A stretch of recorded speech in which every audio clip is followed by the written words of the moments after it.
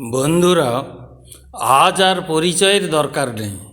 গোটা বিশ্ব চেনে হরমনপ্রীত কৌর ও স্মৃতি মান্ধানাদের।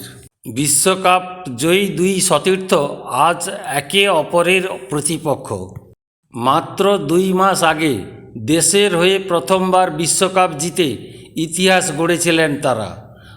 আজ সেই দুই নায়িকার লড়াই শুরু WPL-এর মঞ্চে।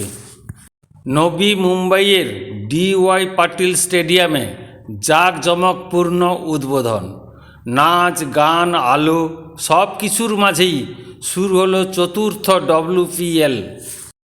টসে জিতে প্রথম মুম্বাইকে ব্যাট করতে পাঠালেন RBCর অধিনায়ক স্মৃতি মান্ধানা, কিন্তু শুরু থেকেই চাপে পড়ে গেল মুম্বাই। ইংরেজ তারকা লরেল বেলের মেডেন ওভারেই চাপ।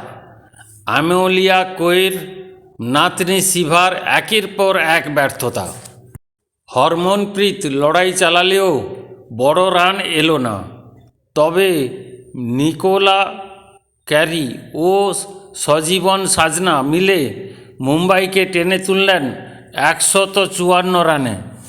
বোলিংয়ে ঝড় তুললেন নাদিন ডি ক্লার্ক, 26 রানে 4 উইকেট। ম্যাচের মোড় ঘুরিয়ে দিলেন প্রোটিয়া তারকা। জবাবে ঝড়ো শুরু বেঙ্গালুরুর। স্মৃতি মান্ধানা, গ্রেস হ্যারিস, শুরুটা ছিল আগুনে, কিন্তু মুহূর্তেই বদলে যায় ছবি। 65 রানে 5 উইকেট। ম্যাচ তখন পুরোপুরি মুম্বাইয়ের দখলে।